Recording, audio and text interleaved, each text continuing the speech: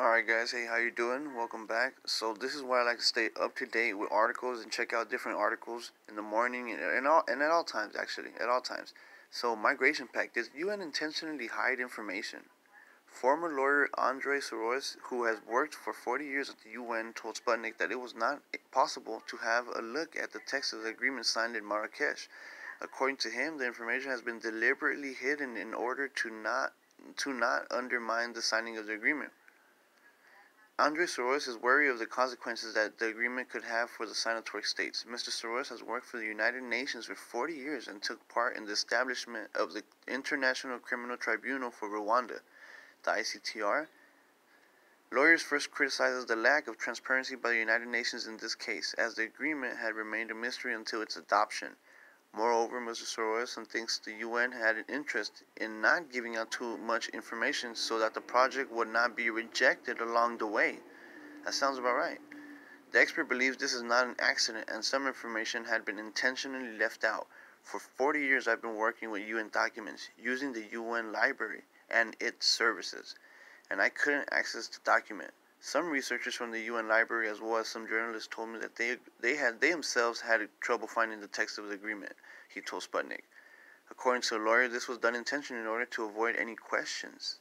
Mr. Soros also believes that the pact will limit the sovereignty of some states, preventing them from maintaining their own immigration policies.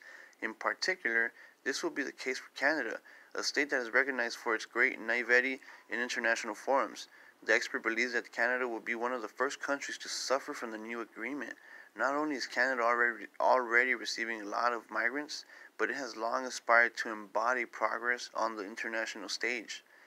The naivety of the Canadians at the United Nations generally recognized.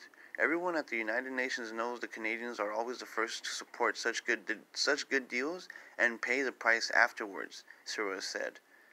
Andre Soros believes that some states will never respect the agreement, and among them, there are states with a population that exceeds the population of Quebec's capital. The pact has been signed by countries that don't accept migrants and those who don't want to accept them anymore. For example, how come that the UAE, which is Saudi Arabia, part of Saudi Arabia, no longer accept migrants, even Muslims, but sends them to U.S. instead? Those who don't want to have migrants dictate the rules to us. There is something outrageous in all of this, the former UN lawyer said. According to Mr. Soros, the countries that will be forced to abide by the pact are those that already take in immigrants. So you could count Mexico as one of those countries that will have to be forced to abide by the pact's rules and, I guess, laws, because basically it's a UN law, right? What they're trying to do. Damn, this is crazy. Alright, catch you later.